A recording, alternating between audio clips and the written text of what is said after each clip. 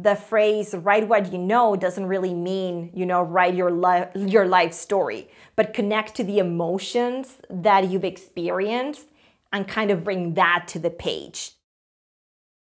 What are your thoughts on this quote? The arts are not a way to make a living.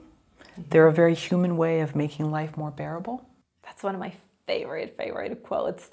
And it's funny because I think back to the pandemic and that quote means so much more because art is really what kept everyone alive through the pandemic, and consuming books and TV shows and movies and connecting through that is really what entertained all of us for so long. And we didn't realize how important that was until everything was shut down and that's all we had to do, especially at the very beginning. So to me, is the arts and writing, or acting or the movies or all of that are not just, a pastime or hobby, like maybe some parents tend to see it, when their kids are like, I want to go into the arts. And they're like, well, study something that's going to make you money, But it's just such a way of human emotion and reaction and a way of connecting in a deeper level with others and creating emotions that really connect with people. I don't think people realize the importance of seeing stories reflected on the screen and how much of an impact that can have in others. I think that we're starting to see that more now. There's more representation on screen, more diversity, and the importance for little kids, to see themselves represented and how that can have a lasting impact in their lives. I love, for example, now that the new Little Mermaid is coming out and they finally have some diversity in the casting, and little girls are seeing themselves represented, and they haven't really seen themselves represented on the screen like that before with a princess. I'm Latina, I like seeing stories about Latinas that are not just, the help. When they are the active protagonists of their stories and they're powerful and they're emotional. The fact that Ana de Armas could play, Marilyn Monroe was amazing to see as a Latina woman, So I think that the arts means so much more than people give it credit to, because it's a way of really seeing life through a different lens than connecting. And that quote was from Kurt Vonnegut. And you've been very drawn to his work. Yes. And who he was. And he was an interesting gentleman. Very unique, I would say. But yes, but it's funny because that quote just means so much more, I think, these days, especially with, everything that's happened in the last 3 years. And my hope is that people are starting to see how the arts matter more than just as a hobby or a side thing. And they're as important or more important than other areas, even for study for little kids, Are there some people that are better off not creating art? I think there are, obviously. There are stories that maybe we don't want to see because their point of view might be offensive, things like that. Things that could harm others and things that we might see. And then maybe those are the people who should not be creating that. Then again, I don't want to say like people shouldn't be creating it, because I think art is a way to express yourself and a way, to connect, a way to express and work through feelings as well. It's such a therapeutic thing to be creating, and it can help you overcome so many things in life. Now, if others want to see those stories, is a different thing, obviously, and it might just be something that you're creating for yourself, but I think that art is essential for any person. Why are artists never happy? That's tricky. I think that it's more of you are always trying to do better and improve what you're doing. And that's really what's making you not be happy with that.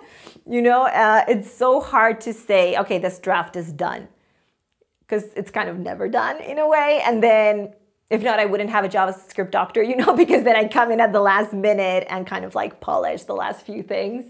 I like to call script doctors the unsung heroes of the development process, because They kind of come at the last minute, you know, and polish things maybe before production can start or things like that.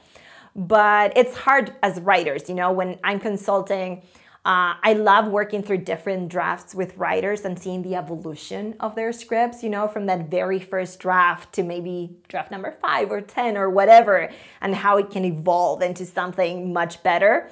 But it's a tricky balance on when to stop. You know, maybe it's just because I think that they should consult with someone else because we've done all of the notes that I could provide, or maybe the story's just reached a certain point, or maybe it's good if you just put it aside for a little while, or maybe it's ready enough to start being submitted, and then if someone buys it, obviously more notes will come because that always happens. But I think that that's one of the problems, you know, you're never happy because you're never done, and you always want to keep changing and improving and tweaking and moving. So I think that's one of the problems. Well, and two, happiness as a goal is almost, you never can achieve it because you're trying to chase this thing. It usually happens in results of doing something and getting lost in it, not in a means to an end. And it's also, you know, as a writer, maybe, okay, you won the contest, but then, ooh, what's next? Then you feel the pressure, you know, you need to keep doing well. And what is coming next? What are people expecting from you? So I think that that's part of being an artist, you know, that doubt that you have and kind of trying to be happy. But then at the same time, a lot of great art comes from pain and conflict and things in your life that you want to work through. And that really kind of creates better stories also. So sometimes a lot of writers complain, oh, when I'm the happiest, then I'm not writing enough because I don't have conflict enough. So it's kind of like a never-ending circle. What does it mean to be a writer today? Not just in terms of like the day-to-day duties, but like emotionally, who you are as a person? I think that a writer nowadays needs to have a clear point of view and a perspective. I think that's really what a writer should be doing. It's not just telling a story anymore. It's about showing something through a different lens and a perspective. We've seen so many stories told already that what we want to see today is something more intimate, something different, a different take on material we've seen before.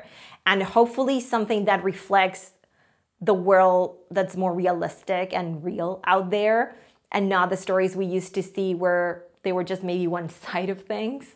You know, we want to see everyone represented and stories told that were silenced before. So I think writers have a bigger mission in that sense of telling the stories that were not told because maybe they weren't even allowed to be told before.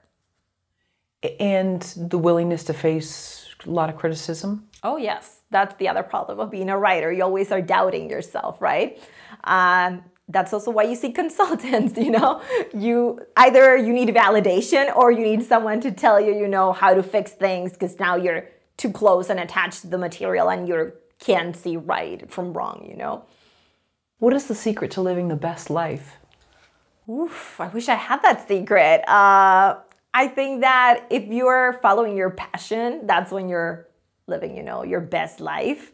I think that, you know, loving what you do and doing what you love is really that secret, you know, to a meaningful, successful life. And that doesn't have to mean, you know, millions of dollars, but if you're, you know, what you're doing is what really makes you happy, then, in my opinion, then you've uncovered that secret in that sense. You grew up in Chile, right? I did. And so was there a turning point, a book, a film where you knew that you connected to stories in a way that this was something, in some realm you had to be working with stories, writing, art, something? Oh, yes. There's different movies that I would say really inspired me like that and, you know, told me, you know, I need to be writing. But I think back then, the witty banter of movies like When Harry Met Sally, Juno, and some of the earlier Woody Allen movies, those really spoke to me. Just the way the characters talk to each other and show their personality by the way they were expressing themselves. And I realized how characters just enrich the stories. And that's the funny part. When I talk about that, I realized the very start of my philosophy as a consultant today was reflected, even though I had no concept of it back then, but it was all about the characters. Nowadays, that's what I think as a consultant. Stories are all about the character and that arc and journey and growth. Back then, obviously, I didn't have those words to express that, but what I was connecting with was those characters and how they were interesting to me, and I wanted to tell those stories that changed them and the way they were talking and how different they were and things like that. So it's kind of interesting when I look back and reflect on that. Was American cinema very popular in Chile when you were there? Yes, it was. Interesting. I'm always fascinated when we're drawn to something that's not from, for me, I was very drawn to things from the UK and growing up in America, and things just seem they're just more exotic. It's really interesting. Very fascinated. I was very into, learning English and studying all of that, and I started just reading in English when I was like 7 years old because I really had the aspirations, of making it here and like working maybe in movies or writing or things like that. So I guess I connected with those stories, Chile also didn't have a very big cinema industry back then. Now it's much bigger, and the stories that are being told are amazing and have made it to the Oscars and things like that, But maybe when I was growing up, it wasn't as that, so I wasn't seeing as many of those. But nowadays, that's changed, thankfully. But yeah, I just like looking at the stories from here. Sure. What are your last thoughts on creating art? I think that art has to come from a part inside of you that is true. The best stories are based on something that is real, and your perspective and your point of view is what makes it unique. So it doesn't obviously have to be write your own life story, but your point of view and your perspective on stories. The phrase write what you know doesn't really mean, write your life story, but connect to the emotions that you've experienced and kind of bring that to the page, the way you relate to something and you connect with something. I think that's the approach that makes the writing the best it can be.